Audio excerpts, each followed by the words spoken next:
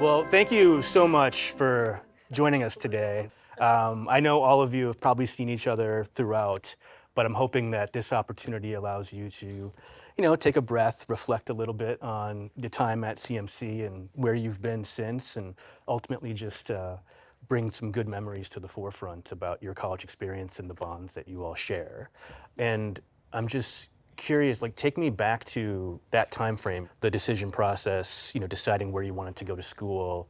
Ultimately, when you're going through that decision-making process to come to CMC, like, what did that look like in the mid-70s at that time for you? So I had grown up all over. My father was a mining engineer. I'd never lived anywhere for more than 2.5 years. Going to college, I mean, we talk a lot with our kids now, who sometimes say, I don't know why we went to college. We have all sorts of things we could have done. Now, they've all done really well by going to college and their degrees, but they've done things a little bit differently, and they talk about that. So college was always just kind of, it will happen. At least in my family, you didn't really think about it. So for me, I actually really enjoyed growing up as a mining engineer's daughter, because you were out in the field, things were happening, there was logistics, there was stuff going on. But I honestly knew I wasn't the engineer. But the ME program was attractive to me because I wanted to do the financing side of it. I wanted to be the one that had the technical background, but could handle the money. The money side. That was always part of who I was. And so having the ME program made sense for me. Sports was also part of who I was here, and small college sports are great. That was my decision to come here. And that sounded like that might have been true for both of you. Like, you I wanted to go to a smaller college. And I'll tell you, my upbringing was, my mother told me starting in about second grade that I had to get good grades because I had to earn a scholarship to college. I love it. So I was a little bit of a grade grubber in high school. I ended up at CMC because I didn't know what I wanted. I really liked math. I didn't want to be a math major. It was too narrow, and with apologies to mathematicians out there. And went and talked to our high school counselor. My high school, for some reason, had an excellent high school counselor. And she said, well, what about this college? And I did what you did. It's like, well, I don't think I'm going to Claremont Men's College. And she said, no, they're going co-ed. And I was like, oh, first year, I don't know about that. And she told me about the economics program. She told me about political science too. But for someone who likes math but doesn't really want to go full bore math, that sounded very intriguing. I do want to say one thing that gave me a little comfort in being one of the first women at a men's college was the Scripps was right next door. So I thought, well, it's not like I'm going to be out in the middle of the desert with a bunch of guys and 10 women. There's women around. I was intrigued when I got here that there wasn't that much of a Scripps presence at Claremont. I mean, occasionally people would come take classes. I took classes at Scripps. I took full advantage, took classes at Pomona, took classes at Pitzer. So I took full advantage of all that. But coming here and the fact that we were integrating, if you will, from a gender point of view, this college was a key factor in our 4 years. I mean, freshman year especially. And at freshman year, people were the upperclassmen in particular, were so welcoming. It was almost like, whoa. And so, yeah, I wasn't afraid because of that. Cherie, did you have any nervousness? Yeah, I did. I mean, neither of my parents had graduated from college, and my sister, but my mom, my parents were divorced, and my mom was always, you're going to college because if you get married and your husband doesn't have a job at some point, you will have to work. You know, that was the era. My mom grew up on a farm in Iowa. I almost didn't know enough to be nervous. And again, I kind of had this idea that if I didn't like it, I would get on a plane and go back home, you know, and that was kind of my attitude toward it. So, but it was, like Carrie said, it was so welcoming. I mean, of course, there were the handful of guys that didn't want to have women here. It was there, but it didn't on a regular basis come out. I do remember going to phone night. I think, Carrie, you Love and night, I, phone night. Phone night, which was I don't know if they still call it that, but it was the annual time where students would get on the phone and call alums and ask for donations. And so, you know, here we were the freshman year and women calling, it was only men, of course, because they were only men alum. And the men, some of them, I remember, they just hung up. A few of them just hung up on me, I remember that. But some of them were like, well, who are you? Why are you? They couldn't understand. I don't know if they hadn't been paying attention that, you know, now we've gone co-ed.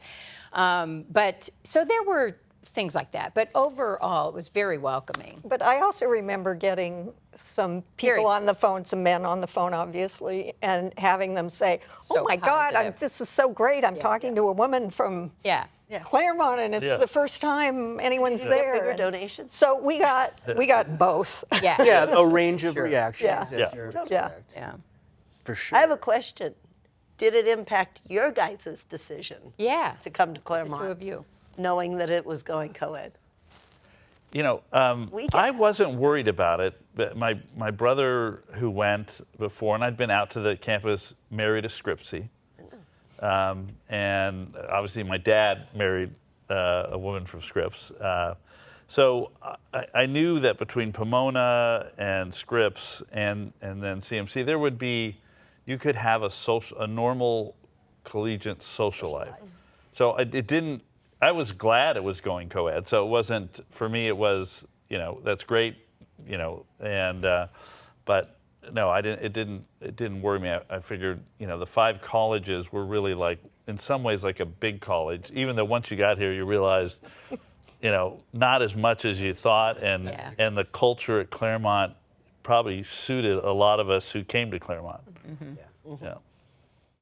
I'm not sure that I knew that was a thing. I spent a lot of time on the campus. I knew it was Claremont Men's College, but I don't even remember knowing that it was going co-ed.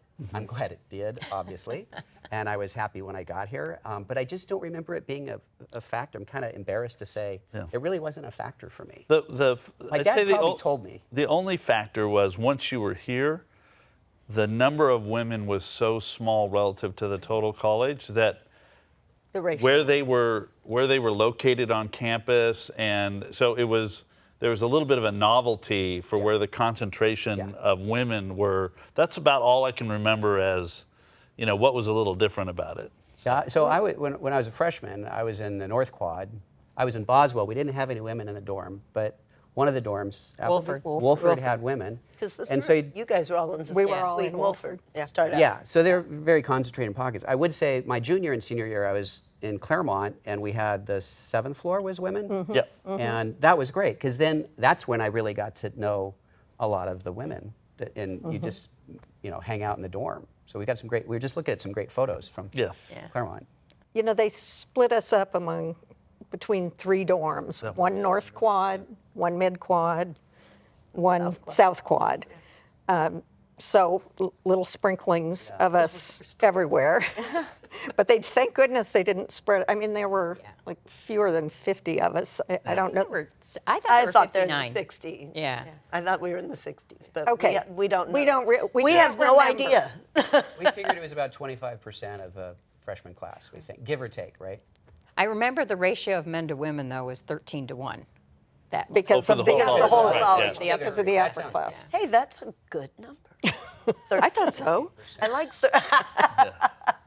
Apparently, you asked the wrong group as to what, the people that were undernumbered for. Yes. But it's very interesting to me that it was kind of it definitely was a yeah. non-factor for both of you. Right. My husband, I told you, was a year older than I was. He wasn't really terribly happy his freshman year. He spent his sophomore year abroad, and he would have transferred. He wouldn't have come back to Claremont if it hadn't been going co-ed. interesting. Yeah, yeah. Interesting. I have a story. The day the upperclassmen started coming back, we were here at Collins. There's only one dining hall, so we all go and get, food, and we all walk into the dining hall, and everybody just stops. They stopped eating, they stopped talking, they stopped laughing. They just look at us and just Oh my God. stare it was at us. weird. Do you remember that? Walking the sidewalk and we're in front of like, Collins okay, here. because there's Scripps and other colleges but what we found out is that most of the time the men would go to those campuses. Right. The women from those campuses wouldn't come to CMC. So it was very unusual for Collins to have a lot of women in it. And of course we were the first women here. So anyway, it was just completely silent. So there were moments like that. That one I distinctly remember because that was I think the first time that it really hit me that we were integrating into a larger environment that was predominantly male. Do you feel that you acted differently or that you had to be careful of how you acted, like you were representing a minority, that you were kind of on a spotlight? Well, somebody else take it. I was self-conscious. Yeah. And I think part of it was the representation, but part of it's kind of weird to walk down that sidewalk, have all these heads swivel and look at you. I mean, it's just like a little. My closest friends had always been men, all Yeah, through see, I high hadn't school had and that everything else. experience. So it was just, that part of it didn't feel any different. Now, I was in Benson, so there were more of us. Mm-hmm. We had some upperclassmen on the floor who had come from Scripps. Yeah. So we had a few upperclassmen that were there. And really some of the funniest stories in Benson is you figured the bathrooms hadn't changed at all from it being a whole male bathroom. So you had the whole urinal along one wall and it flushed automatically. So as women, you're going in and you're like, wait a minute, who's in here?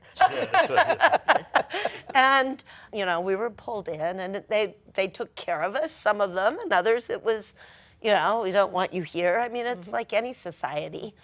You had a little bit of everything. I had a similar background as Kathy in that I had a lot of guys growing up as friends. I was very competitive. My dad was an engineer, my two brothers were engineers. I knew I wanted to be an engineer. I knew it was an all-male profession. Going to CMC where there's a bunch of guys, it just made sense for me. And the social aspect of it is I had my head in the books because it's intense. Monday through Thursday. And then Thursday night I did an all-nighter, so I got all my homework done, so I could be a normal student from Friday through Sunday. And you took full advantage. I did, as my friends know. And I survived. So having some of that competitive edge to you already, wanting to experience new things, where did you start to feel like you were making your mark maybe in that first year, or did it even take longer than that before you felt like we're making a difference on this campus? And then for the men, did you notice anything in terms of that kind of difference making, or did it just kind of naturally? I don't think it was making a difference. It was just we were just living our lives as students, Yeah. and we had friends. We had women friends, guy friends. went to parties like everybody else. And the reason I mentioned the dorms earlier, the concentration in the 3 dorms, was I think it's still the same way, but particularly in freshman year, your social life started out being very concentrated with the dorm, and we were not 1 in 13 in the dorm. Right. There were more men than women, definitely, but there were enough of us that we never felt alone out there. And so, and a lot of times, and I know this from friends I made later in life, the people you meet freshman year are the ones you stay friends with. And, That held true. we have, yeah. And it was, it was fun too because you were we were a novelty. So, people would, some people would ask, well, what's it like? We would be invited to phone bank. We would be invited, I think, to more things than the average man, freshman man, because we were so few of us and we were new and we were women. So we would, Jill took us under her wing and, she'd have these teas with us and she'd be knitting or crocheting or something. So, that we did get more opportunities in that regard, I think than a lot of the men. And I think, later in life, that's kind of how life is that if you're one of the few, you either better be good because you're going to stand out. So either you're going to, really stand out because you're really good, or you're going to stand out because you're really bad, but you're going to stand out. And so, most of us figured out how to really excel at what we did because. And Kathy, you have that distinction, as was mentioned already, the first official to enroll. And so it sounded like they, put a spotlight on you right away for that. Did you embrace that distinction, or? I would say yes and no. So I don't feel like once I got here and classes started, there was the spotlight on me. So they flew me out. I remember March of my high school year. And the picture that we retook yesterday was then, and all sorts of pictures. And I have to say, I'm grateful that I grew up all over the place, because that would have been really frightening if I hadn't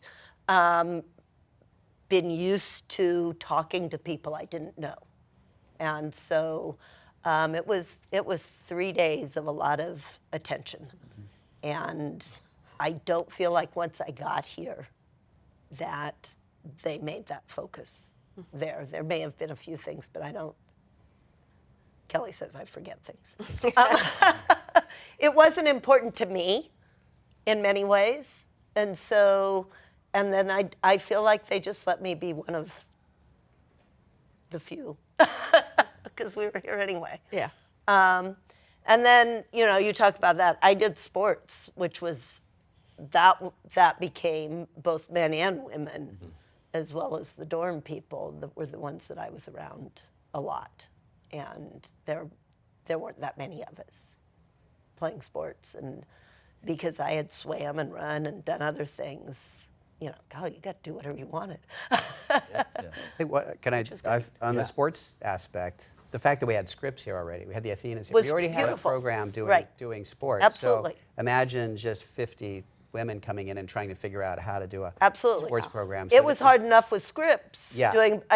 First of all, we really didn't want to be stags. I don't know what. Come on. But one of my favorite sports stories is running track. And there were only maybe 10 of us, including the Scripps students at the most. And Zinda made us cover all events. We were not allowed to have a track meet without a woman in every single goodness. event. And so I was a 400 runner in high school, but you never trained at that time. The cheerleading coach was our coach. She didn't know anything. And so, you did the 400, you did the 800, you did the 100, you did long jump. And the day the women's javelins arrived, they came out and goes, "Who wants to throw javelin?" And I was like, "Cool."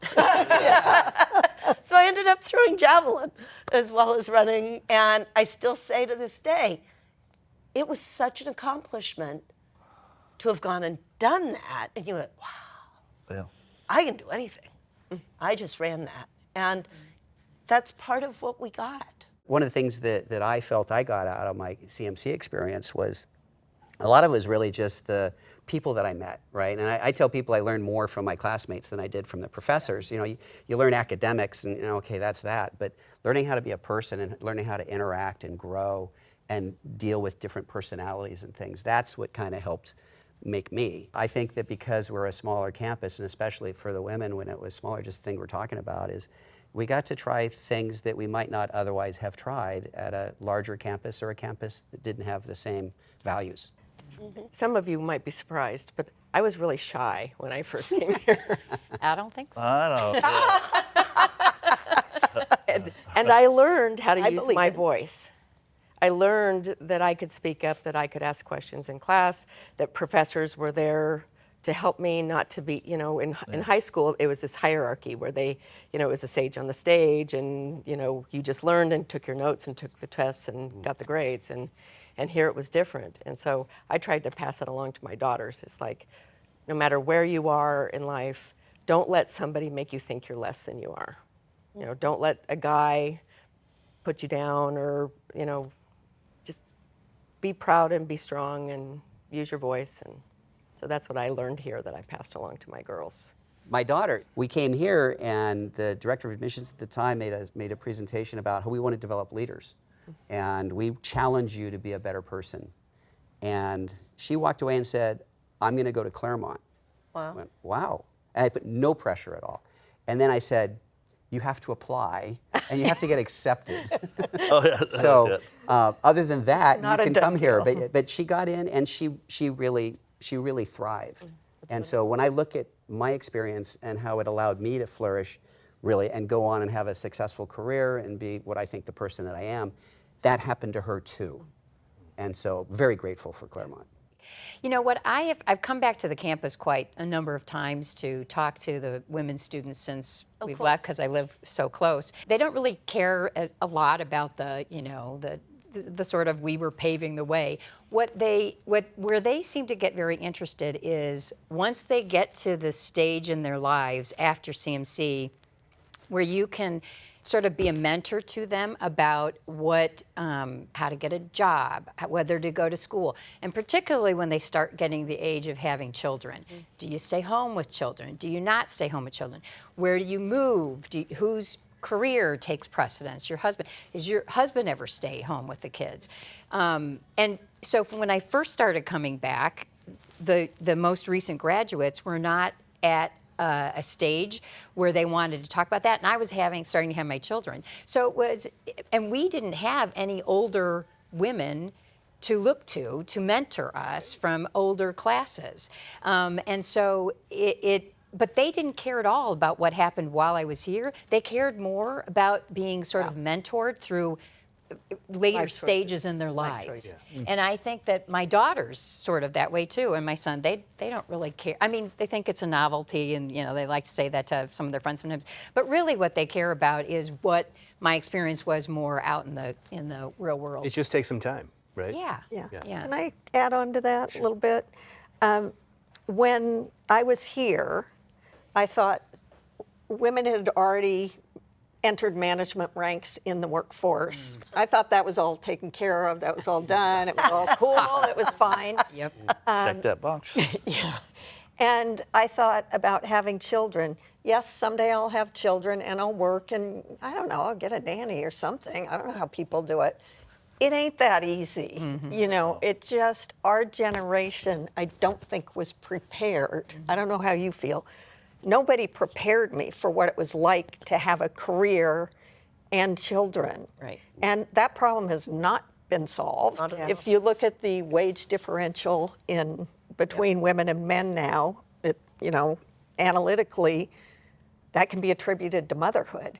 This is an issue. Yeah. Yeah. And we just blundered into it with no preparation.